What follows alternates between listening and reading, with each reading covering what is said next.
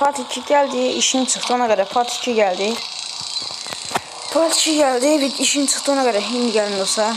BMW'den aldım dostlar. Yeni modifiye edeceğim bu maşını. Ben bakar, içine bakarım. Oy, gözürüm dostlar. Ben için şey diyeyim.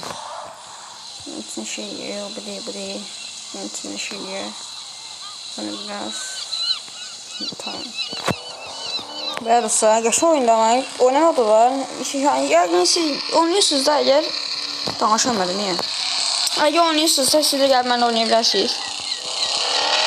Geçen çok geçen oyundu. Bir tane 10 abone, 10 abone. Bir tane 10 abone eləyək. 10 abone. 10 abone.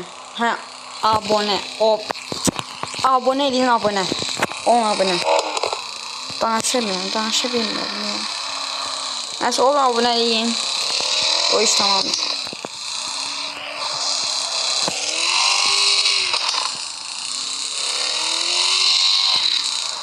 Allah ben niye silmiyorum bunu?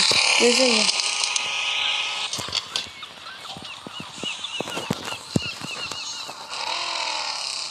Dostlar istəyirsiniz maşın oyunları, Free Fire, belə döyüş oyunları istəyirsiniz yaza bilərsiniz onlara, oynayaram.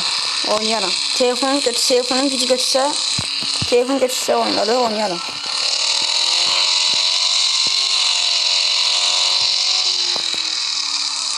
Allah ben izledim vay.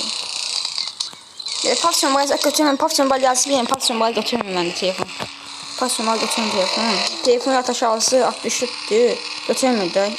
Pasyon balı götürmür. Tez telefon alan kimi pasyon balı kilip oynayacağım. Bütün her şeyi kilip oynayacağım dostlar. Bir daha 10 aboneye 10 abone. Görəydi bakar. Belki telefonu belki değiştim, belki tezi telefon aldım. Onda belki şey yardım da. Belki şey yardım almaydı. Pasyon balı kilip oynadım. Ondan sonra pasyon balı kilip oynadım. Pasyon balı.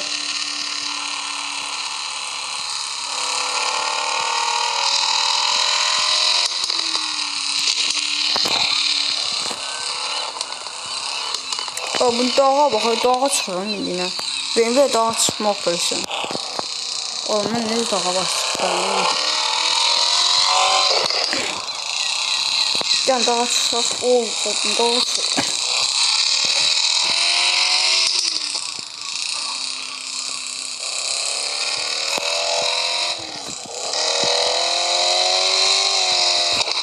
Dostlar part 1'de demişim de, o birisinde 5 dakika videoda. Onda videonun geçmişi kesilmişti.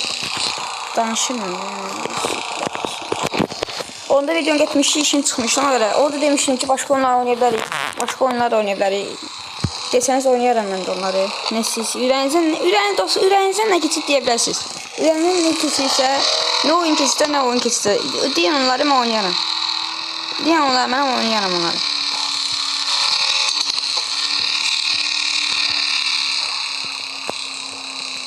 Ve dostlar bugünkü videomuz bu kadar değil. Sağ olun.